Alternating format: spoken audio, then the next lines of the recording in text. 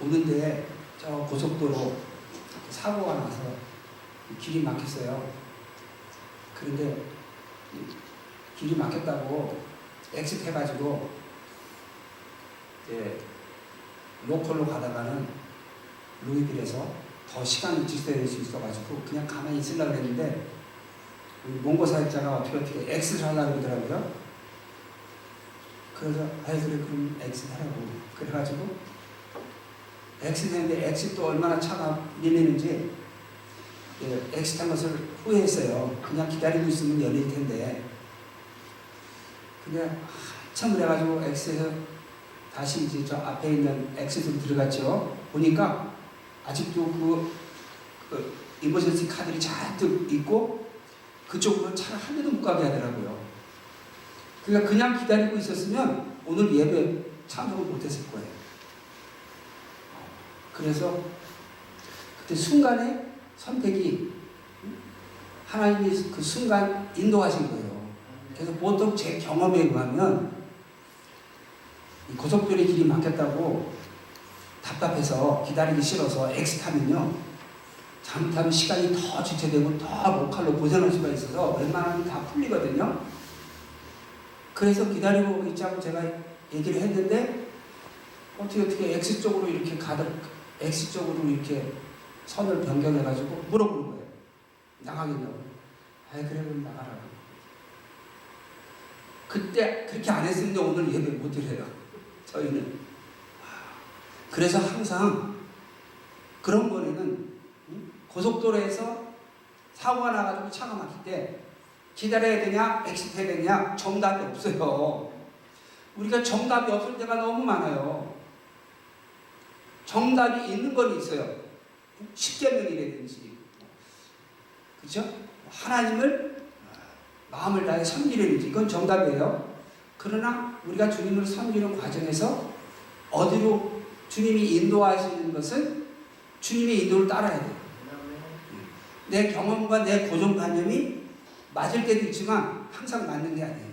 한번 실수하면은 낭떠러지로 떨어질 수도 있고. 그래서 정답이 없는 경우는 누가 인도하셔야 돼요? 하나님이 인도하십니다. 할렐루야. 하나님이 인도하십니다.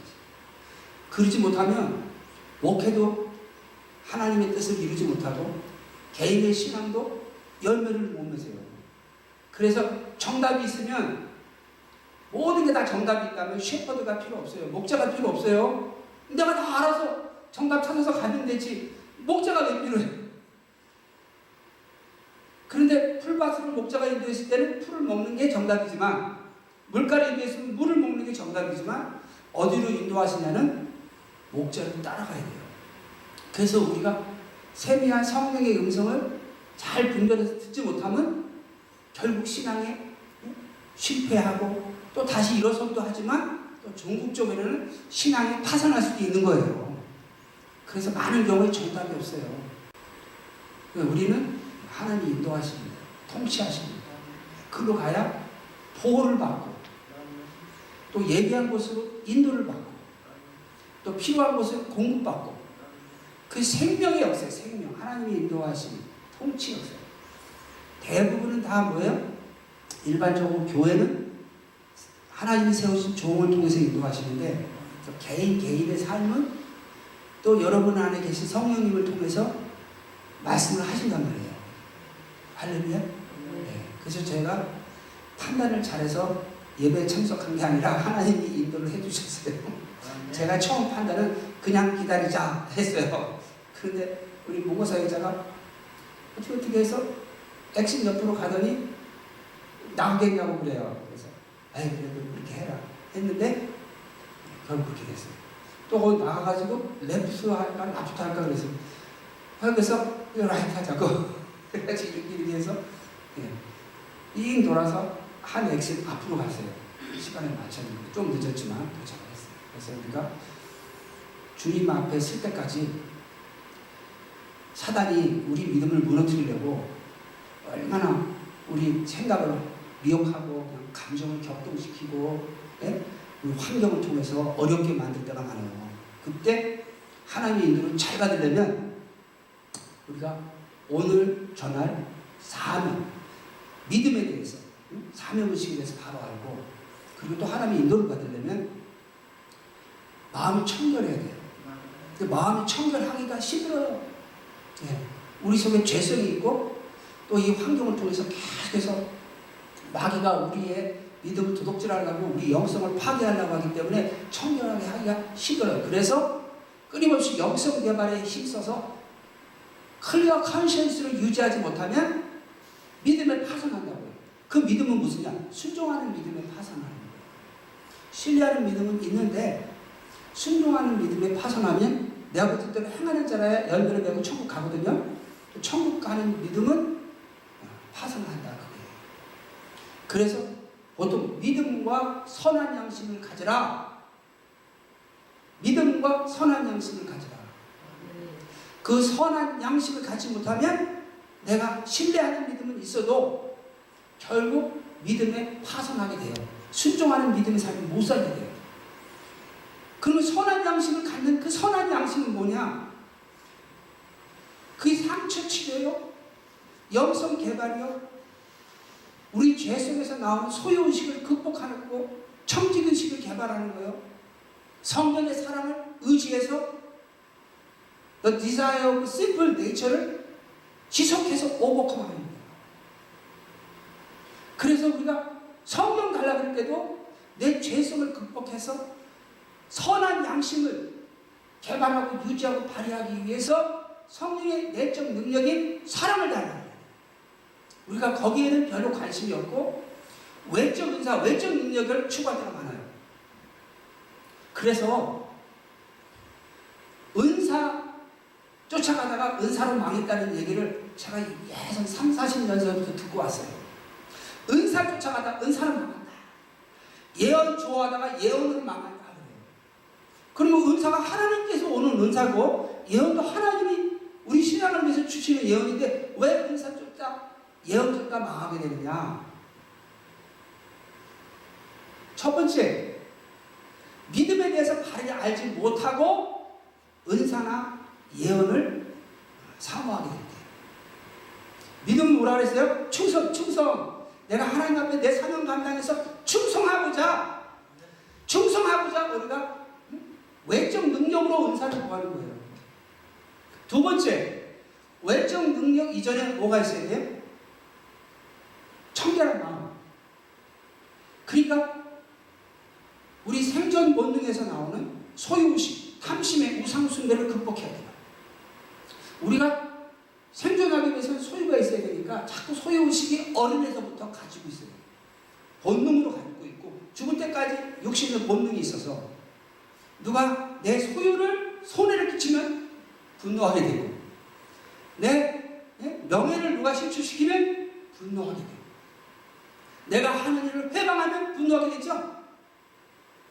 그래서 우리가 이 분노에 잡혀서 하루 살아갈 때가 너무 많은 거예요. 이 분노를 극복하지 못하면 영성이 파괴돼요. 우울증에 걸려요. 디프레션에 걸려요. 마귀가 역사해요. 그래서 신앙 껍질만 있지 내 영성은 다 무너져 있어요. 그래가지고 우리가 강팍해지고 내 수단과 방법대로 살아가려고 하니까 교회 와서 사랑으로 하나님을 하게 되지 않고 원래 의도는 사랑으로 하나 되려고 했는데 자꾸 다투고 분쟁하고 싸우게 되는 거예요. 그래서 우리가 클리어 컨시언스, 마음을 청결하게 하는 본능에서 나오는 소유의식, 탐심의 우상숭배를 극복하는 성령의 사랑을 구하는 애통의 기도가 따라와야 돼요. 그래야 하나님의 인도를 바르게 받을 수 있어요. 우리가 사명을 간다면, 천국 간다는 심판자 하나님의 두려움이 없으면 그냥 내가 예수 믿으면 병도 치료해주고 문제도 해결해주고 복을 주시는 좋으신 하나님이다. 좋으신 하나님이에요. 그래서 문제 많이 해결되고 하나님 살아계신 그 체험해가지고 우리가 신앙을 갖게 되잖아요. 그러나 천국을 가려면 구원의 완성에 이르려면 우리가 자기를 부인하고 자기가 뭐야? 죄 속에서 나오는 자기가 있어요. 세상 소망, 세상 수요, 세상 안락을 추구하는 죄 속이 있어요. 본능에서 나오는 자기를 부인하고 자기 십자가를 지고 주님을 쫓아야 된다 그랬어요. 그걸 쫓지 못하게 하는 우리의 죄성 소유의식을 극복하려면 성령의 사랑을 지속적으로 의지해서 우리가 성령의 통제를 받는 감정, 그런 생각, 그런 마음을 유지를 해야 한단 말이에요. 그렇지 않으면 은사를 쫓는 목적이 뭐야? 나는 우리 자신은 쉽게 마음이 불쾌해지고 쉽게 분노에 잡히는데 그 은사를 받으면 받을수록 내 죄성을 극복하겠어요? 오히려 분을 바라겠어요? 외적 은사를 갖게 될수록 신앙에 실족하는 위험성이 더 있어요. 내가 겸손하지 않은데 외적 은사가 많아보세요. 그 은사가 나를 신앙을 실족하게 하고 나중에 주님이 불법을 해야 되더라. 내가 너희를 도무지 모르는 데에서 떠나가라 한다. 은사가 많아가지고 죄 이름으로 선지한 것도 하고 죄 이름으로 귀신도 쫓아내고 죄 이름으로 많은 권능을 행했는데 주님은 불법을 행한 자들아 내게서 떠나가라 한다. 왜 그랬을까요? 성령의 내적 은사를 사모하지 않아요. 내가 좋은 심령을 지닌 성도가 되려고 애통해 하는 것을 소홀히 합니다. 좋은 나무가 되기에 힘쓰지 않는 거예요.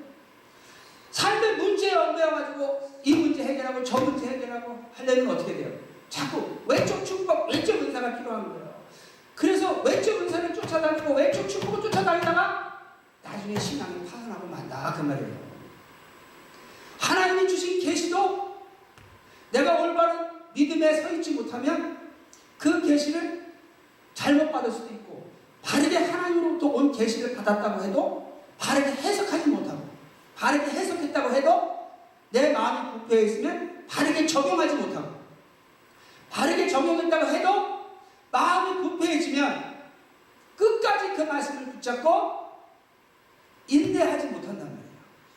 그래서 하나님으로부터 온 계시라 해도 예언이라고 해도 열매를 맺지 못하고 결국은 낭패를 본단 말이에요. 그래서 제가 다니는 신학교는 이 예언이나 방언이나 이거 다 귀신이 한다 그래요. 왜냐면 방언하는 사람들이 예언한다 그래가지고 마귀 역사 막 일어나는 사례들을 모아가지고 자꾸 그 얘기를 나누니까 이거 방언 받으면 큰일 나겠네. 이거 예언 쫓아가다 큰일 나겠네. 왜? 귀신도 예언을 주고 귀신도 방언을 하거든요. 그럼 누구에게 그런 귀신의 역사가 일어나냐? 우리 마음을 청결하게 하는데 소홀히 하고 마음을 청결하게 하려면요 심판자를 두려워해야 돼요. 심판자의 진리를 신뢰해서 진리의 심판자를 두려워하면 우리가 이 땅에 사는 동안 자기를 부인하고 자기 십자가를 두고 주를 쫓겠다, 죽도록 충성하겠다, 사명의식을 갖게 되죠. 그럼 사명을 감당하려면 소유자의 그리스도의 성령의 사랑을 구한단 말이에요. 왜? 청결해야 됩니다. 그렇지 않으면 좋은 나무가 안 되는 거예요. 좋은 나무가 안 되면 아무리 외적 은사가 있어서 총 나와라 칼 나와라 해도 끝은 뭐예요? 나쁜 열매를 맺히는 거예요. 열매가 큰데 나쁜 열매는 아무런 가치가 없는 거예요. 그러니까 주님이 불법을 행한 자들아 내게서 떠나가라 하리라 그러셨던 거예요. 그러니까 박영진 목사님 단증에는 한국 기독교 100년 역사의 이름을 날린 수많은 목사, 장로, 권사, 집사님들이 100년의 이름을 날리려면요 얼마나 큰 은사가 있었겠어요. 그렇죠? 100년의 이름을 날릴 정도예요. 제가 오늘 가지고 온 그 프린트물이 좀 양이 많아가지고 복사를 해서 드릴 수 있을지 모르겠는데 The Journal of Unknown Prophet 2000년대 초에 미국 목사님 사모님이 주님한테 계시를 받아서 쓴 책이라고 하는데 그 책에는 아무리 세계적인 부흥사, 목사, 선교사도 다 상처가 있다는 거예요. 상처 치료를 상처가 있음에도 상처가 있다는 그 자체를 그 그렇게 알지를 못하니까 어떤 상처가 있는 건 더더욱 모르죠. 근데 우리가 상처가 없는 사람이 어디 있어요? 상처 없는 사람이 없어요.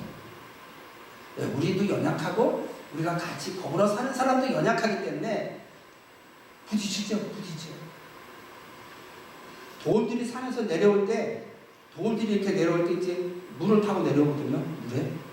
그러면 그 돌들이 부딪히는 소리가 얼마나 큰지 그냥 이제 물살이 세니까 돌들이 막 내려오면서 부딪히면서 그 돌들이 부딪히면서 깨지기도 하고, 또 나중에 어떻게 되죠?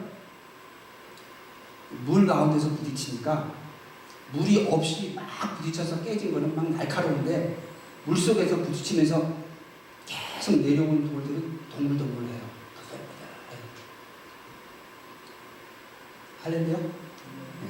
부딪혀 봐야 우리 속에 죄성이 있는 걸 알죠. 부딪혀야 내 속에서 분노가 일어나고, 분노가 일어나면 내가 이렇게 죄성이 있구나, 연약하구나, 그러니 내 사명 감당하려면 소유자의 사랑 의지에서 애통해야 되는구나 깨닫게 되죠. 고난이 유익이라고 그랬어요. 고난에 눌려서 상처를 받고 상처에 눌려서 신앙이 파산하는 사람이 있고, 고난 속에서 상처를 치료를 위해서 애통하다가 마음 청결하게 되고 영성을 개발하는 사람이 있어요. 상처는 다 받아요. 그것을 어떻게 극복하느냐? 그 상처에 주저앉아서 신앙의 낭패를 당하느냐, 두 가지 길이 있어요. 그런데 우리가 이 상처를 애통함으로 치료하기보다는 어떻게든지 이 한을 풀려고 해요. 왜? 상처 치료하려고 그러면요, 먼저 심판자의 두려움이 있어야 돼요. 내가 아버지 뜻대로 행해야, 내가 사명을 감당해야, 아름다운 열매를 맺혀야 천국에 간다는 심판자에 대한 두려움이 있어야 돼요. 없으니까 내 상처 치료하려고 애통하지 않고 다 다른 사람이 잘못한 거예요.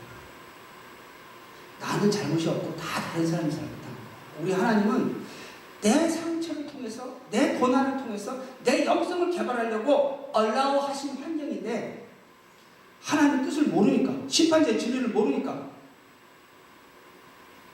그러니까 이 고난을 통해서 상처 치료에 치료 삼아야 되는데, 이 실족하는 기회가 되는 거예요. 그래서 계속 그 상처가 누적이 되면요, 그 다음에 신앙생활을 포기하고, 교회 나오는 목적도 하나님 앞에 청결한 마음을 갖고 사명 감당을 하는 게 아니라 소셜 클럽이라는 목적으로 나와요. 그러니까 교회가 자꾸 어떻게 돼요? 세속화되는 거예요. 자꾸 세상과 타협하는 거예요. 그래서 나중에 어저께 지난주에 데이빗 물커스 목사님 간증을 조금 들었어요. 시간상 다 못 들었는데 제가 유튜브에다 올려놨어요. 그분 그 유튜브 제목. 마지막에는 배도하는 시대. 종교가 다 통합이 돼서 각 종교가 다 구원이 있다. 그럼 예수님이 거짓말했다는 거예요. 근데 그걸 누가 선도해요? 기독교에 선도하잖아요. 그 배도하는 시대가 지금 오고 있는 거예요. 지금 오고 있어요. 이미 왔어요. 그래서 참교회는 나중에 다 지하로 간다. 참교회. 근데 지금 이렇게 마음껏 신앙생활을 할 수 있을 때 열심히 해. 언젠가는 세상과 타협하지 않은 교회들은 텍스 혜택서부터 끊어지고 사역을 할 수 없게끔 되니까, 참 사역을 하려고 하면 어떻게 해요? 목회사 한번 내야죠. 그때가 되면 교회 문 닫아야죠. 그때가 되면. 그리고 세상과 타협한 교회만 남아서 있고, 참교회는 어디로 간다고요? 지하로 간다. 그래, 마지막 때니까 우리가 더 모이기에 힘쓰고 주님 오신 이 환난의 때를 대비해서 깨어서 근신하고 영성을 개발하지 않으면 조금만 핍박과 환난이 와도 무너져요. 세상 염려, 재리의 유혹, 세상 염려하니까, 염려가 많으면 재리의 유혹이 금방 빠져요. 대부분 세상 염려 뭐예요? 네? 물질이죠. 그럼 재리의 유혹이 오는데 쉽게 빠지겠죠? 지금 이렇게 고생하는데 죄의 유혹에 빠지면 이생의 안락을 누릴 수가 있는데 그 영성 개발에 소홀히 하다 보면 핍박과 한란이 무너지고 세상 염려 죄의 이생의 안락이 무너져서 결실하지 못하게 됩니다. 마지막 때 우리가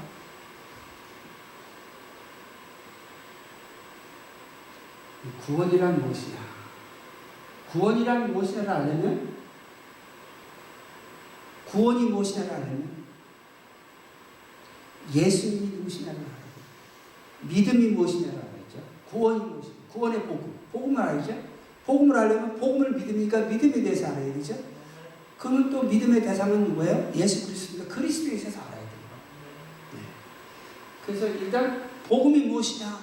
그러면 하나님이 우리 삶 속에 임재하신 거예요. 우리 삶 속에 임재하신 거예요. 그러면 하나님이 임재하셨으니까 하나님의 삶이 우리 삶 속에 임하신 거예요. 그럼 하나님이 우리 삶 속에 임하신 목적은 뭐예요? 하나님의 나라 통치하신 거예요. 우리를 통치하신 거예요. 우리 삶 속에 임재하셨어요. 그 하나님의 삶의 통치하시는 삶의 내용은 구원의 사랑이세요. 하나님은 사랑이시다. 사랑이시라는 분이 왜 이거 해라 저거 해라 뭐 심판하신다 통치하신다 그런 말을 왜 하실까? 응? 하나님은 통치하시는 삶의 내용이 사랑이다. 통치하시는 삶의 내용이. 그래서 하나님이 사랑이시니까 빚값으로 사시는 우리를 버리지 아니하실 것이라 이렇게 착각하면 안 돼요. 하나님이 나오는 복음 말씀 다 종합해 보면 하나님 나라에 열매를 맺지 못한 나무는 찍어버려 주리라 그랬어요. 자, 그러면 하나님의 삶이 임했어요. 그러면 그 삶을 뭐야? 통치하려고 삶이니까 그 통치를 받는 삶이 믿음의 삶이에요. 믿음의 삶. 다시 말해서 믿음이란 충성이다. 믿음이란 충성이다. 그래서 하나님의 삶에 참여해서 하나님의 구원의 사랑을 이웃에게 전하는 것이, 이웃에게 하나님의 구원의 사랑을 전하는 것이 하나님께 충성하는 믿음의 내용이다. 할렐루야? 그래서 우리 속에 미움의 분노가 오면 우리 믿음을 파괴시키려는 마귀의 역사가 있구나 하고 그때부터 애통을 해요. 애통. 네. 상대편의 허물은 나하고는 별로 관계가 없어요. 상대편의 허물은 나하고 별로 관계가 없어요. 나 천국 가는데 별로 지장 없어요. 내 허물이 천국 가는 지장입니다. 나 천국 못 가게 하는 건 내 허물이지 남의 허물이 아니에요. 그러니까 내 허물은 들보고 남의 허물은 티끌이에요. 할렐루야? 네. 우리 각자가 자기 구원을 이루라고 했잖아요. 복종해서. 복종하지 못하는 게 상처인데 내가 복종해서 내가 천국 가야죠? 먼저. 그러면 내 허물은 중요한 거예요. 내 천국 가는 순종의 길을 막고 있는 장애물이야. 그건 나에게 있어서는 들보예요. 다른 사람 허물은 나에게 있어서는 티끌이에요. 네. 그분의 일차적인 책임이 있어요.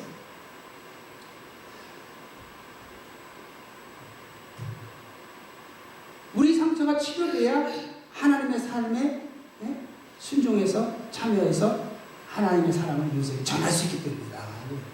그러면 누구 소망을 이루어드려요? 하나님 나라 소망을 이루어드리고 그 나라에 열매 맺은 자들이 개인의 내세의 부활 영생 소망을 성취하게 된다.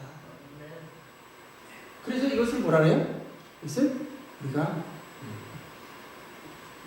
구원이 있으면 이거는 시작이고 이것은 과정이고 이것은 완성이다. 여러분은 지금 과정의 삶을 살고 있죠? 하나님의 통치를 받는 삶. 우리가 주님을 영접했을 때는 하나님의 통치가 임하고 지금 하나님의 통치가 임한 지 한 20년, 30년, 40년 되신 분들. 지금은 통치받는 삶. 할렐루야. 자, 그러면 이 구원의 시작은 무슨 복음이냐고 하면 중생의 복음이다. 통치를 받는 과정은 성화의 복음이다. 잊어버리셔도 유튜브에 다 올라가 있으니까요. 두고두고 보시면 돼요. 그리고 완성은 영화의 복음이다. 복음에는, 기쁜 소식에는 내가 시작으로서 중생, 과정으로서 성화, 완성으로서 영화의 복음이다. 그러면 구원의, 복음의 주제는 구원인데 누구의 복음이에요? 예수 그리스도의 복음이죠? 예수 그리스도. 그러면 그리스도, 구원자, 나의 세이비어, 메사야, 그리스도, 기름 부음 받은 그리스도의 직분이 뭐냐? 세 가지 직분이 있어요. 먼저 내가 하나님 앞에 충성하겠다고 예수님을 영접할 때 We surrender all to Jesus. 주님, 내 삶을 받아주세요. 내 삶을 받아주세요. 자존심만 빼고. 그렇게 안 하셨죠? 우리 자존심도 우리 삶에 포함되어 있죠? 할렐루야? 내 재능, 내 시간, 뭔가 다 우리 삶에 속한 거예요. 우리 삶을 다 누구한테 드렸어요? 약속했어요, 약속? 주님한테 드리겠다고 약속했어요. 그래서 주님이 나의 소유자가 되셔서 나를 구원하시고 나를 다스려 주시고 나를 천국길로 인도해 주세요. 그래서 내가 주님을 통해서 하나님 섬길 수 있도록. 할렐루야. 예수님이 여기서는 우리가 우리의 소유자가 되신 거예요.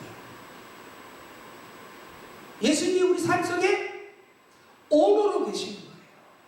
할렐루야. 네. 오너. 그래서 우리가 이 진리를 꽉 붙잡고 있으면 사실 우리는 잊어버릴 게 없어요. 잊어버릴 게 없어요. 주님이 내 소유자인데. 그래서 어떤 목사님은 본인 교회 성도들이 많다고 좋아하실지 모르지만 어떤 의미에서는 자기 성도 한 명 없어요. 네? 다 주님 성도님이에요. 또 성도가 적다고 낙심할 것도 하나도 없어요. 네? 내가 예수 그리스도에 속하 있고 예수님에 속한 네? 소유된 존재의식이 있으면 예수님 안에서 모든 것을 소유한 것과 다를 게 없어요. 필요한 건 다 주시니까. 할렐루야. 네. 그리고 예수님이 이제 우리를 다스리셔야죠. 이제 소유됐으니까 소유된 자가 주인의 역할을 할 수 있는 거잖아요. 네. 조그만 가게도 내가 소유해야 내가 주권을 행사할 수 있죠. 매니저를 두드려도 소유자가 걸고 매니저를 두든 자기가 직접 하든 주권을 가지고 계시죠. 예수님이 우리의 주권자가 되십니다. 그 Jesus is Lord. 예수님 내 삶의 주인이시다. 그리고 마지막에는 예수님이 선악간에 충성한 대로 심판자가 되십니다. 할렐루야.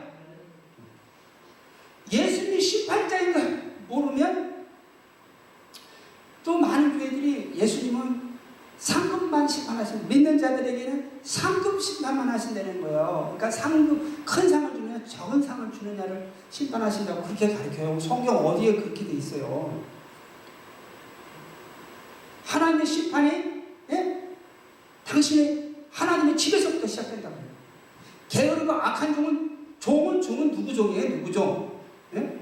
하나님이 종, 예수님이 달란트를 맡긴 종, 자기 사명을 맡았는데 충성한 종과 악한 종, 또 지혜로운 다섯 처녀, 미련한 다섯 처녀들 다 누구예요? 예수 신랑을 기다리는 처녀 중에서 기름통을 준비한 지혜로운 처녀와 게으르고 악한 처녀를 말하죠. 그 선한 일을 행한 자는 생명의 벌로, 악한 일을 행한 자는 심판의 벌로 나오리라. 누구를 심판한다는 거예요? 당신의 백성, 당신의 일꾼들을 충성된 종과 게으르고 악한 종으로 심판합니다. 나더러 주여 주여 하는 자마다 천국에 갈 것이 아니라 내 아버지 뜻대로 행하는 자라야 갈 것이다. 아름다운 열매를 맺지 못하는 찌꺼 뿌리는 자 누구를 심판한다는 거예요? 우리를 심판하는데 무슨 상급을 주는데 무슨 그게 심판이에요? 그래서 심판자의 진리를 신뢰하고 소유자의 사랑을 의지하고 주권자의 생명에 순종하는 믿음의 3요소가 있어요. 자, 이렇게 되면은 이제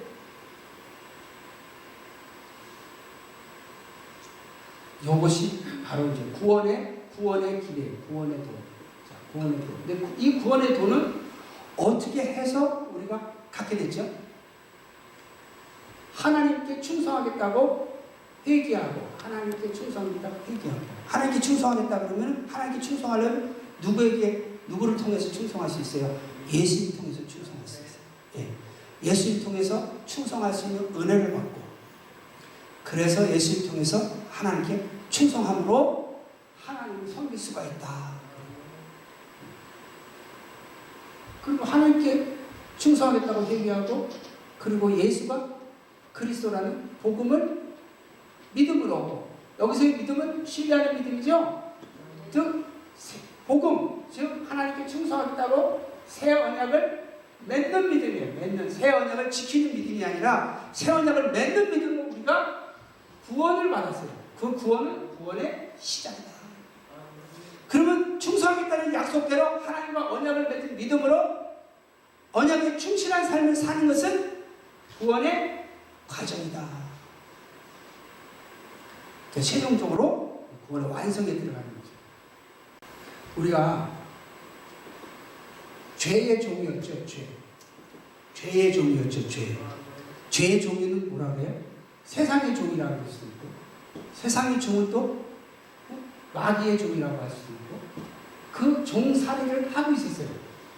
이스라엘 백성들은 이방인이 할례받지 않은 개로 취급하는 이방인은 로마의 통치를 받고 있으니까 그 통치에서 해방되기를 또 과거의 이스라엘 백성들은 애굽에서 종살이하니까 그 종살이에서 해방되어서 하나님이 약속한 땅에 가서 마음껏 하나님을 섬기는 그런 해방을 체험했고 또 그런 해방을 또 소망하고 있었던 거예요. 그 예수님이 그런데 우리를 죄에서 세상 이 사망에서 왜 세상 사망이냐면 우리는 왜 세상의 종로를 타게 되냐면 죽는 것을 두려워하기 때문에 이 세상의 종로를 타는 거예요. 자, 그리고 이 마귀가 이 죽음의 권세를 붙잡고 우리를 종살이를 시키고 있었어요. 여기서부터 해방되는 게 복음에 나타난 구원이다. 구약은 현세의 복을 약속하고 있어요. 나가도 복을 받고 들어와도 복을 받고. 신약은 아브라함같이 거부가 되고 요셉같이 총리가 되고 그런 세상 소망을 약속한 게 없어요. 신약 가만히 생각해 보세요. 신약 성경 예수님 말씀 나를 위해서 자기 목숨을 구원코자 하면 잃을 것이요 나와 복음을 위해서 자기 목숨을 잃으면 찾으리라. 죽도록 충성하라. 그러면 내세 생명의 복을 주리라. 신약은 뭐예요? 내세의 복을 약속하는 거예요. 구약은 현세의 복을 약속하는 거예요. 그렇다고 해서 우리 믿는 자들에게 구약의 약속한 하나님의 복이 없는 건 아니에요. 왜? 우리가 병도 치료받고 물질의 문제에서 또 해방받고 여러 가지 삶의 문제로부터 구원을 받아야 하나님을 섬길 수 있으니까 하나님이 우리 삶 속에 여러 가지 세상 축복을 주세요. 그런데 그것은 그림자. 하나님을 섬기기 위한 자원일 뿐이지 우리에게 근본적으로 약속한 축복은 내세란 말이에요. 내세. 신앙의 본질은 뭐예요? 내세의 소망이다. 왜? 현세가 소망이 되면 그동안에 받은 축복 엄청 누리고 있는데 환난이 와요. 핍박이 와요. 순교해야 될 때가 와요. 그건 누구 가겠어요? 평생 고생하면서 살았는데, 세상에 없는 죄의 유혹 속에 살았는데, 그런 유혹이 와요. 그럼 그거 놓치겠어요? 그래서 부자가 천국 가기는 낙타가 바위로 들어가기 힘들다. 그 말은 미국에 사는 여러분들은 다 천국을 못 간다는 얘기가 아니라, 부자는 뭐가 있어요? 소유의식이 있어요. 소유의식이 있으니까 자기가 그 소유에 대한 주권을 행사를 해요. 근데 예수님이 이렇게 하면 영생이 있다고 해도 소유가 많으니까 그 말을 안 들어요. 주권자의 말을 안 듣게 돼 있어. 소유가 많은 거예요. 어쨌든 복음, 내세의 구원을 약속한 복음은 근본적으로 내세의 축복을 약속하는 거예요. 그래서 아까 본문에 보면은 예수님의 제자들이 예수님이 누누이 내가 고난을 당하고 3일 만에 부활하리라, 고난당하고 영광 받으리라 얘기를 해왔어도 예수님이 돌아가시고 나니까 소망이 없는 거예요. 왜? 그들에게는 현세의 소망, 역사적으로 현세의 소망이, 모세가 죽었으면 모세를 따라서 가나안 땅 가려고 하는데 모세가 죽어버렸으면 어떤 소망을 갖겠어요? 아브라함을 통해서 후대가 이어진다고 하는데 아브라함이 죽으면 어떻게 아브라함을 통해서 후대가 이어지겠어요? 예수님을 통해서 이스라엘의 구속을 바랬는데, 하나님의 나라가 임하는 걸 바랬는데 예수님이 십자가에 죽으시니까 바로 어떻게 돼요? 예수님을 통한 하나님의 나라가 임할 구속의 소망을 다 잃어버립니다. 우리가 신앙을 내세의 소망을 두고 살아야 핍박과 환난이 와도 실족하지 않고 세상을 타협하지 않고 죄의 유혹이 와도 거기 굴하지 않는 거예요. 아멘. 네. 자, 그러면 우리가 죄와 저주와 이 저주받은 세상과 그리고 이 사망의 권세를 잡고 있는 이 사단, 마귀의 종살이 하고 있었는데, 여기 이 죄의 종살이로부터 우리를 구원하신 거예요. 그래서 이제 처음에 우리는 뭐 했어요? 우리가 죄에서, 죄, 그리고 세상 저주, 그리고 사단이 역사하는 그 사단의 종살이하는 사망, 죄와 저주와 사망의 종살이를 하고 있었어요. 종살이를 하고 있었는데, 예수님을 영접해서 예수님과 언약을 맺음으로 죄사함을 받았죠? 그래서 용서를 받았어요. 그래서 의롭다함을 받았어요. 의롭다함을 받았어요. 그리고 의롭다함을 받고 축복의 성령을 선물로 받았죠? 축복의 성령을 선물로 받았어요. 영생의 축복은 세상 축복도 돼요. 병도 고쳐주고 귀신도 쫓아내고 문제도 해결해 주죠. 그러나 여기서 그 강조점은 뭐냐면, 우리가 죄 속으로 인해서 부패해지는 우리 심령을 성령의 사랑으로 클리어해주고 성결케 해주고 거룩하게 해주는 축복의 성령을 말합니다. 할렐루야. 그리고 우리가 그래서 이것을 중생, 성령으로 있는 중생, 그 다음에 그러니까 하나님의 자녀가 되는 하나님의 자녀, 양자됐다. 하나님의 자녀. 즉 뭐냐면 죄에서 용서받았다, 축복받았다. 그래서 이제 하나님의 생명을 받았다. 양자가 된다. 친인중생 양자가 있습니다. 그러면 의롭다함으로서 칭의를 얻고 성령을 받아서 중생하고 또 하나님의 생명에 참여하는 양자를 받았다. 다시 말해서 무슨 사랑을 받았냐면, 무슨 구원의 이 구원을 받은 건데, 이 구원의 은혜가 무엇이냐면, 구원의 은혜, 그것은 용서, 사랑의 은혜다. 이거는 축복, 사랑의 은혜, 이거는 생명, 사랑의 은혜를, 구원의 은혜를 받았어요. 아멘? 그러면 도대체 의롭다함을 얻고 중생하고 성령의 선물 받아 중생하고 우리가 하나님의 양자가 되었다 하는 그 내용이 무엇이냐? 그러면 하나님과 구원의 내용, 내용이 무엇이냐? 그러면 하나님과 단절되었던 관계가 회복이 되었다. 하나님과 단절되었던 관계가 회복되었어. 과거에는 마귀 종이었으니까 하나님과 관계가 없었어요. 어떤 관계? 통치 관계. 통치하시고 우리는 통치를 받는 충성을 하는 관계가 없었어요.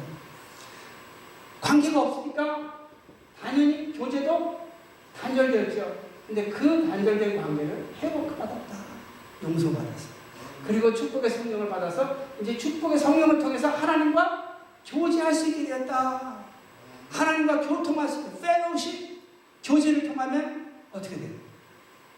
성령을 통해서 하나님의 사랑의 은혜를 공급받을 수 있죠. 할렐루야. 그리고 이제 생명의 사랑의 은혜를 받아서 하나님의 생명, 즉 하나님의 자녀가 되었다. 하나님의 통치하시는 삶에 참여할 수 있는 자녀가 되었다 하는 것은 하나님은 통치하시고 우리는 그 통치를 받는 하나님과 함께 일하는 역사가 회복되었다. 예수님이 그랬죠. 하나님 지금까지도 일하시니 나도 일한다. 예수님은 우리를 부르셔서 구원하신 것은 뭘 하라고요? 선한 일을 행하는 열심히 있는 백성 되게 하시고, 그래서 예수님은 우리로 예수님의 자취를 따라오게 하시고, 즉 예수님을 따라 하나님의 일에 참여하게 하고 하나님의 통치를 받게 하려고 하신 거예요. 이게 구원의 내용이에요. 구원의 내용을 그 구체적으로 살펴보면 우리가 하나님의 통치를 받아 충성할 수 있는 기회를 얻습니다. 기회를 얻습니다. 내가 죄사함 받았다는 것은 하나님의 섬기신 기회를 얻었다. 지난번에 성경 9절 말씀드렸죠. 우리를 죄사함을 얻게 하려고 그를 만물을 다스리는 권세자로 삼으신 거예요. 통치자로 삼으신 거예요. 주인으로 삼으신 거예요. 죄사함의 목적은 뭐예요? 회개의 목적은 뭐예요? 회개의 열매를 맺히는 거예요. 죄사함의 목적은 뭐예요? 죄사함 받아서 의롭다함을 얻고 관계가 회복돼서 하나님을 섬기는 기회를 얻은 거예요. 여러분이 취직하면 일할 수 있는 기회를 얻는 거죠? 취직을 했는데 일을 안 하면 월급을 받나요? 못 받죠? 우리가 기회를 얻었는데 그 기회를 살려서 충성하지 않으면 열매를 맺을 수가 없지. 그래서 그 다음에 교제가 회복됐다는 것은 교제를 통해서 이제 우리의 죄성, 우리 연약함을 극복하고, 그리고 나가서 이제 우리의 외적인 연약함도 하나님의 도우심으로 극복하고 하나님의 섬기심을 능력을 얻게 된다. 할렐루야. 네, 능력을 얻게 된다. 그리고 하나님의 이 통치 역사가 회복됐다는 것은 하나님의 통치를 받는 그 환경 속에 있다는 겁니다. 환경 속에 있다. 예를 들어서 제가 24년 4개월 전에 이쪽으로 왔어요. 인디아나. 근데 제가 주의 종이라는 사명을 가지고 있었지만 무슨 구체적인 사명이 있는지는 확신이 못했는데 구원에 관해서만 관심을 갖게 되니까 그때 목회를 통해서 말씀을 준비시키며 말씀을 들고 교회 교회를 다닌다 했던 그 말이 이 구원에 관한 말씀을 준비하는 거구나. 왜냐면 그거밖에 관심이 없으니까. 왜냐면 600교회 800개 23개나 다니면서 이 구원에 관한 가르침이 제각각이에요. 다들 주님을 사랑하고 성령님이 역사하시는 것 같은데 가르침이 다르니까 의문을 가졌었는데, 이거 왜 관심이 없으니까 이 말씀을 준비하라는 거구나. 그런데 알러지가 얼마나 심한지 2월 첫째 주에 왔는데 한 두세 달 되니까요, 코만 막히는 게 아니라 눈을 못 뜨겠고, 샤워를 하는데 코를 풀면 귀가 막 아파가지고, 그리고 기침이 나서 설교를 할 때는 사탕도 들고 또 거기다가 참기름, 기름도 이렇게 갖다가 수저로 퍼먹으면서 설교를 했어요. 그리고 우리 성도님 한 분이 목사님 폐인이라고 소문났다고. 그래서 매일같이 내가 살려면 여기 떠나야지. 살려면 여기 떠나야지. 살려면 여기 떠나야지. 매일같이 고백하세요.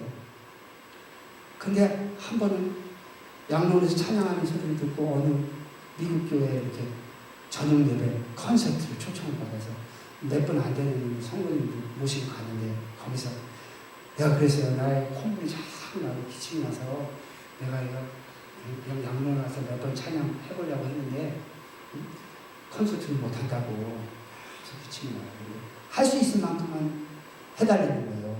그래서 이제 할 수 있을 만큼만 해달라니까 가서 이제 하는데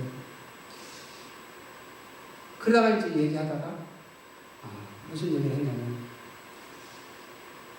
사명자가 사명지에 왔는데 알러지 때문에 사명지를 떠났다 하는 떠나도 괜찮다 하는 말이 성경에 있었으면 제가 떠났겠죠. 카나다에는 알러지도 없고 의료회복도 되는 시민권자니까 카나다. 근데 그런 말이 없어요. 그 사명을 자기 사명을 버리면 천국 갈 것 같아요? 안 갈 것 같아요? 성경 말씀 읽어보면 알죠? 응? 나를 따라오려고도 그분 예수님 따라 천국 가려고 그러지 뭐 예수님 따라 뭐 고난받고 싶어요? 여기 예수님 따라 고난받고 싶으신 같이 십자가에 달려주고 싶으신 없죠? 예수님 따라가야 천국 가니까 천국 가니까 가는 거예요. 예수님도 십자가 지고 싶으셨어요? 안 지고 싶으셨어요? 솔직히 얘기해서 예수님 십자가 앞에서 지고 싶으셨어요? 안 지고 싶으셨어요? 심히 고민하여 죽기로 했다 그랬죠? 한숨만처럼 옮겼다 그랬죠? 근데 어떻게 우리가 예수님 나 십자가 지고 주님 따라가려고 그러겠어요? 안 따라가면 지옥 가니까 따라가야 천국 가니까 누가 자기를 부인하고 싶어요? 두 사람이 말다툼하는데 너 부인해! 그러면 어휴 날 잡아먹으려고 그랬다. 응? 근데 예수님이 나를 따라가거든 자기를 부인하고 자기 십자가를 지고 누가 자기 부인하는 걸 좋아해요? 네? 조금 이렇게 상대편 편들어주면 화가 나는데 나를 부인 주님이 얘기하셨으니까 그런가 보다 하고 지내왔지만 막상 천국에 가려니까 자기를 부인하는 거예요. 부인하겠습니다 라고 했지만 실제 부인이 돼야 안 돼요? 부인이 안 돼야 돼요? 안 된단 말이에요. 죄성이 있어서. 그래서 우리 힘으로는 부인이 안 돼요. 성령의 사랑의 능력이 임해야 돼. 그것도 충만히. 그것도 어쩌다가 임하는 게 아니라 지속적으로 임해야지 이 분노를 극복해 나가는 거예요. 그래야 내 십자가를 지고 주님을 따라가지 오늘 졌다 그래도 내일 그냥 팽개칠 수가 있는 게 우리들의 모습이에요. 왜 지고 가요? 주님 따라 천국 가요. 그래서 이제 얘기하다가 내가 사명지에 알러지 때문에 도망갔으면 하고 미국 교회 콘서트에 또 미국 성도님들이야 뭐 다시 안 볼 거니까 상관없지만 그 우리 몇 성도님들 앞에서 그 선포를 하고 그 다음부터는 이제 고민은 일단 안 해. 고민을 못 하겠더라고요. 여기 떠나야지 하는 고민은 매일같이 했는데 안 하고 그리고 고쳐달라고만 기도했어요. 고쳐달라고 다른 일도 안 해요. 교회를 분리시키다. 내가 살아야지 무슨 교회를 분리시켜요. 내가 코로 숨을 못 쉬는데 1년 12다 24시간 코로 숨을 못 쉬는데 그래가지고 중국에서 사온 약 아주 독한 거로 코에다 넣으면 코가 조금 뚫려요. 그럼 뭐 한두 시간 있으면 다시 막혀요. 나중에는 그 약도 너무 심하니까 아예 안 들어. 약국에 가서 먹는 약은 하나도 안 들어요. 의료보험이 없으니까 이제 약국에서 파는 약만 먹는 거지 뭐 의사한테는 못 가고. 그렇게 코로 숨을 쉬달라고 기도를 했어요. 몇 년 했겠어요? 예? 몇 년? 만 10년을 했어요. 집사람 시민권 있어가지고 결혼하고 영주권 나오고 인디아나 인슈런스 신청하니까 그때는 이제 닥터 오피스도 가고 이제 엑스레이를 찍으니까 코가 다 막혔다고 수술을 받아야 된다면서요. 이 코를 수술하고 지금도 주사를 하세요. 지금 15년째 14년째 알러지처럼 하고 약을 먹고 그리고 코로 숨을 쉬는 거예요. 그래서 하나님 10년 동안 코로 숨을 쉬달라고 하는데 왜 이 응답을 안 주십니까? 왜 안 주셨는지 아세요? 왜 안 주셨겠어요? 10년 동안 도망가나 안 도망가나 보신 거예요. 저는 그렇게 생각해요. 네. 두 번째는 코가 숨을 쉴 때까지 기도할 거 아니에요. 그러니까 끝까지 인내하고 기도하나 안 하나 또 보신 거예요. 할렐루야? 네. 그러니까 도망가나 안 도망가나 그거 보실 때는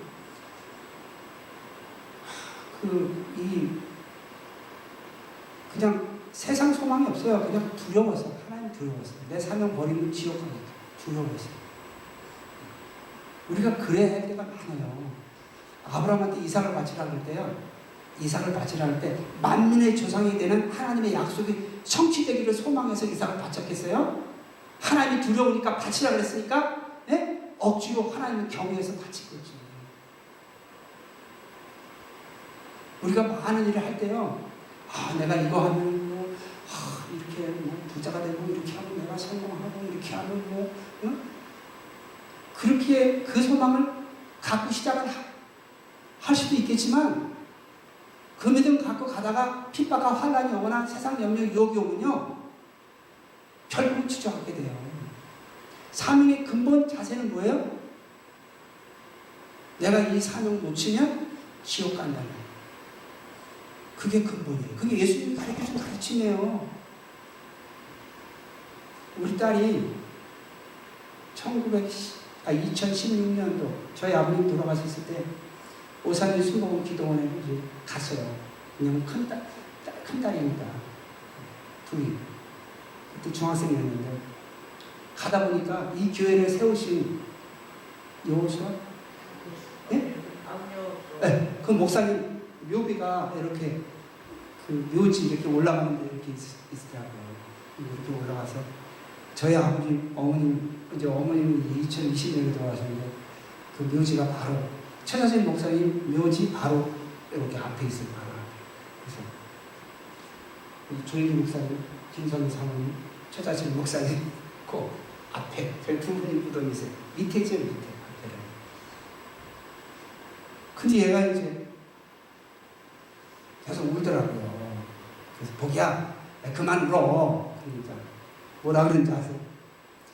아빠는 할아버지 만날 날이 그렇게 많이 안 남았지만 나는 할아버지 만나려면 아빠보다는 오래 기다려야 돼. 그러니까 아빠는 뭐 조금 울어도 되겠지만 곧 할아버지 만날 테니까 나는 만날 날이 뭐니까 우는 거라는 얘기예요. 내가 지금도 엄청난 스트레스 받으면서 공부하는 건 자기 사명 감당해서 천국 가겠다는 목적밖에 없어요. 자기 사명 감당해서 천국 가려고 공부하는 거예요. 그러니까 집사람이 가끔 그래. 야, 천국 가려고 공부하는 너밖에 없다. 너밖에 없는 것 같다. 근데 어려서부터 이 구원에 관한 가르침을 듣고 자라니까 그게 이제 자연스럽게 된 거예요. 왜 일본 사무라이들을 그렇게 자기 주인을 위해서 목숨을 바치나? 어려서부터 그런 문화 속에서 자라났기 때문에 그게 당연시이에요. 우리는 그런 문화 속에서 자라나지 않았기 때문에 뭐 주군을 위해서 목숨 바치는 게 뭐 이순신 장군이나 하지 뭐 우리 같은 사람이야 뭐 조금만 위협하면 도망가기 바쁘죠.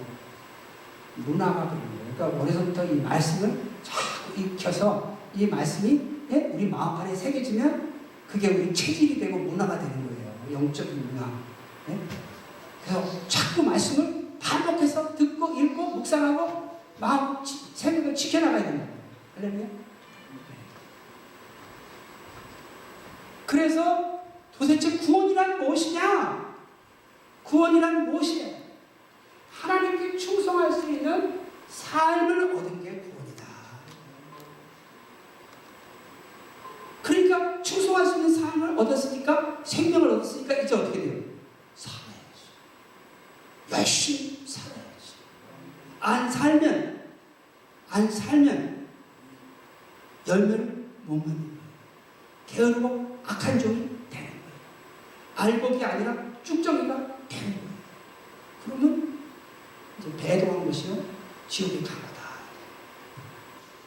누가복음 24장 25절 본문에서 그리 가라사대 미련하고 선지자들의 말한 모든 것을 마음에 더디 믿는 자들이여 그리스도가 이런 고난을 받고 자기의 영광에 들어가야 할 것이 아니냐 하시고 이에 모세와 및 모든 선지자의 글로 시작하여 모든 성경에 쓴 바 자기에 관한 것을 자세히 설명하니라. 그리고 또 38절에 가면 예수께서 가라사대 어찌하여 두려워하며 어찌하여 마음에 의심이 일어나느냐. 44절에 또 이르시되 내가 너희와 함께 있을 때에 너에게 말한 바 곧 모세의 율법과 선지자의 글과 시편에 나를 가리켜 기록된 모든 것이 이루어져야 하리라 한 말이 이것이라 하시고 이에 저희 마음을 열어 성경을 깨닫게 하시고 또 이르시되 이같이 그리스도가 고난을 받고 제3일에 죽은 자 가운데서 살아날 것과 또 그 이름으로 제사함을 얻게 하는 회개가 예루살렘으로부터 시작하여 모든 족속에게 전파될 것을 기록하였으니.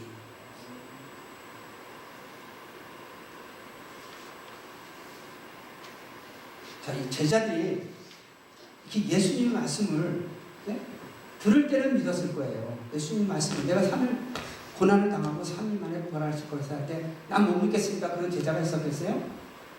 아멘 그런가 보다 하는데 막상 돌아보시고 나니까 살아난다는 말씀은 못 믿겠는 거예요. 예수님이 살아나신 걸 믿었으면 왜 엠마오로 가겠어요? 절망하고. 우리는 그가 이스라엘을 구속할 자로 바랬습니다. 근데 바랬는데 죽었으니까 이제 소망이 없는 거예요. 근데 그냥 죽은 게 아니에요. 이스라엘의 종교 지도자들이 대제사장과 서기관과 장로들이 예수님을 보고 우리가 주일날 저녁에 봤죠. 앞으로 교회가 배도하는데 오늘 제가 들려드리려고 하는 비디오에는 이제 종교 통합, 각 종교마다 다 구원이 있으니까 우리가 하나가 되자. 각 종교마다 다 구원이 있어요? 구원이 있어요, 없어요? 각 종교마다.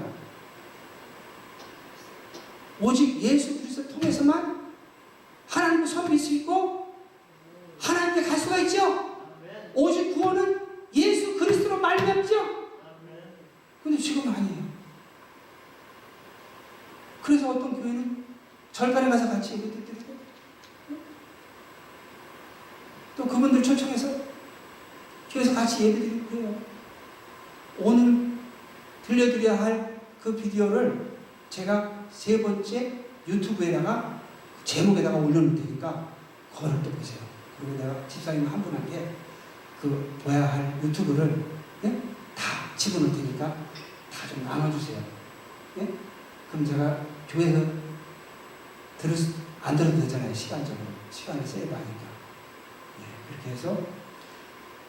근데, 그렇게 세계적인 종교들이 다 동의하고 그렇게 결정했으니까 우리도 따른다?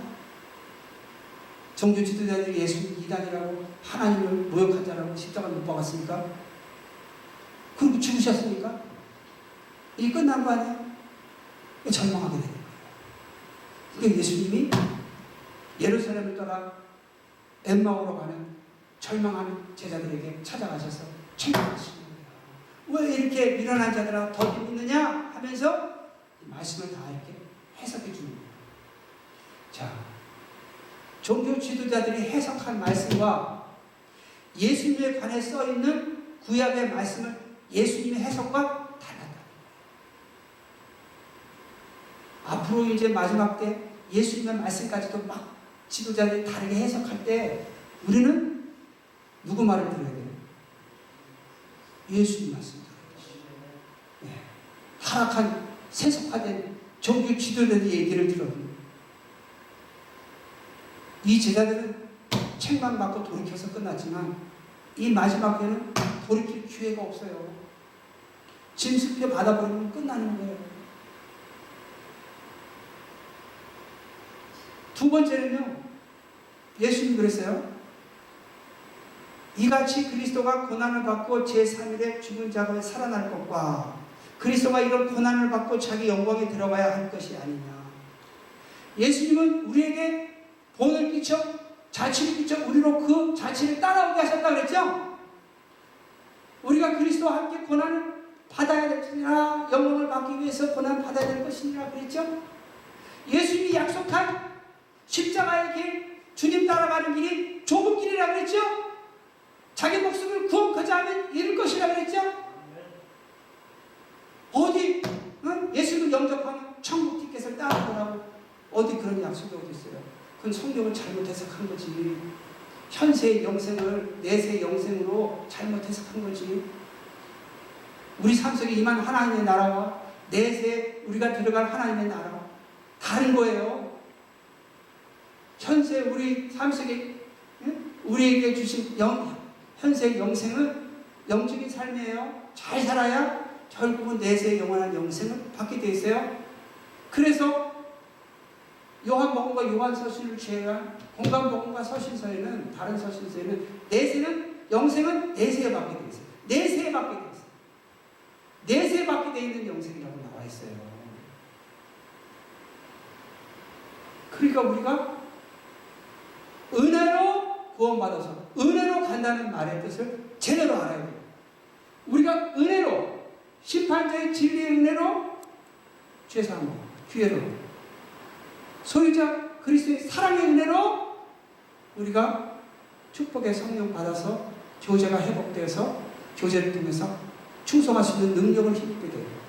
생명의 은혜를 받아서 하나님의 양자가 되어서 이제 하나님의 통치를 받을 수 있게 됐죠. 은혜를 통해서 하나님을 섬길 수 있게 된 거예요. 그럼 이 섬김의 관계와 교제와 역사를 지속하려면 지속해서 하나님의 은혜 속에 있어야 돼요. 지속해서 심판자의 진리를 신뢰하고 소유자의 사랑을 의지하고 주권자의 생명에 순종해서 지속적으로 은혜 가운데 있어야 회복된 관계 교제의 역사를 유지해서 지속해서 하나님의 통치를 받고 우리는 충성해서 열매를 맺는 거예요. 그러니까 은혜로 구원받았다는 건 뭐예요? 은혜를 받는 행위가 믿음이에요. 진리의 은혜, 구원, 용서, 사랑의 은혜, 신뢰하는 믿음. 사랑의 은혜, 구원, 축복, 사랑의 은혜, 의지하는 믿음의 행위. 생명의 은혜, 구원, 생명, 사랑의 은혜는 순종하는 믿음의 행위로 우리가 받는 거예요. 여러분, 어머니가 물을 줘도 그 물을 아기가 받아 먹어야 살죠? 부모님의 은혜로 우리를 키워도 아기가 받아 먹어야 되고 마셔야 되고 먹어야 되고 그렇죠? 부모님을 따라야 안전하죠? 은혜를 받는 행위가 믿음의 행위예요.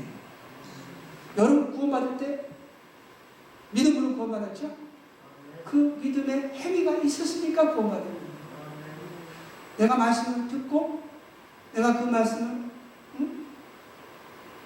예수가 그리스도라는 걸 이해하고 예수님이 나를 죽으시고 나를 위해서 피 흘리시고 나를 구원하신다는 말씀을 내가 이해하고 믿고 다는 못해도 그렇죠? 핵심은 이해하고 믿고 그리고 내가 믿겠다고 결단하고 내가 고백하죠? 의식으로 우리가 물세례를 받았죠? 그 세례 받는 의식은 뭐예요? 하나님과 언약을 맺는 의식이에요. 그때 뭐라 그랬어요? 충성하겠다고. 충성하겠다고 결단한 거예요. 자, 그래서 은혜로 우리가 구원받아서 은혜로 간다, 행위로 가는 게 아니다 할 때는 종교의식적인 행위로 가는 게 아니고 우리 스스로 선한 일을 하면서 간다는 게 아니에요. 우리는 스스로 할 수가 없어요. 우리는 어디로 가야 될지도 모르고 무엇을 해야 될지도 몰라요. 하나님의 뜻을 어떻게 해야 예수님이 계시해주니까 알지. 우리가 하나님의 능력, 하나님이 계시할 뜻을 찾아가려도 성령을 통해서 우리 죄성을 이겨야 우리가 주님 따라가려고 하는 열정을 유지하죠. 그리고 하나님이 우리를 인도해 주셔야 인도하시는 길을 우리가 찾아서 계시받아서 따라가는 거 아니에요. 하나님의 은혜가 없으면 우리 마음도 유지하지 못하고 어디로 갈지도 알지 못하고 따라갈 때 하나님 환경으로 보호해 주셔야 따라가는 거예요. 은혜를 힘입어서 하나님께 충성하는 겁니다. 그러니까 은혜로 가느냐 충성하는 행위로 가느냐 할 때 은혜가 없으면 충성하는 행위는 있을 수가 없어요. 또 은혜를 받는 것이 또 충성하는 마음의 행위고. 할렐루야? 네. 그래서 두 번째는 그 제자들이 세속적인 편안한 그런 구원관을 가지고 있었던 거예요. 예수님이 고난을 통해서 영광에 드려야 할 것을 바르게 깨닫지 못했던 거예요. 우리도 나를 부인하고 내 십자가 지고 끝까지 마지막까지 인내하는 자가 천국을 얻으리라 인내할 때 내 소망이 성취된다는 것을 알고 있어야 돼요. 세 번째는요, 그것을 알고 있어도 내 마음이 부패해지면 주님 따라가려고 하는 의욕이 다 상실이 돼요. 내 마음이 강박해지면 상처받은 거 치료하지 못하면, 예? 그리고 세상 추구하는 마음 극복하지 못하면, 그러니까 우리가 문제가 생길 때 뭘 구해야 돼요? 성령의 사랑을 구해요. 그래서 우리가 항상 성령의 사랑의 은혜, 예? 구원, 축복, 사랑의 은혜를 지속적으로 공급받아서 마음을 청결하게 하지 않으면 믿음의 파란한 자가 되는 거예요. 여러분, 고난이 오잖아요. 살면 많은 고난이 오잖아요. 그럼 두려움이 와요. 생존에 대한 두려움, 안전에 대한 두려움. 삶에 다 나를 뭐라 그럴까 하는 막, 네? 그런 두려움이 오잖아요. 네? 그리고 내가 지금 하는 이 사업 실패하면 어떡할까? 여러 가지 그 삶의 실패에 대한 두려움, 온갖 두려움이, 어려움이 오는 거예요. 그때 우리가 명심해야 될 건 뭐냐? 영원한 내세를, 즉 몸을 죽이는 자를 두려워하지 말고 몸과 영혼을 지옥에서 멸하는 자를 두려워하라. 우리가 두려워할 것은 딱 하나밖에 없어요. 왜? 우리는 천국 소망 성취하려고 예수 믿는 거고 지금 믿음의 삶을 사는 거지. 무엇 때문에 사는 거예요? 그러니까 어떤 어려움이 올 때 그 어려움이면 두려움이 와요. 두려움이 오면 이제 그 두려움을 느끼면 그때 우리한테 깨닫게 해줘요. 아, 내가 우리 몸과 영혼을 지옥에서 멸하시는 심판자 하나님만을 두려워하죠. 다른 두려움이 없나 보면 여러분, 어떤 두려움이 이렇게 있는데 큰 두려움이면 이 두려움을 잊어버려요. 네?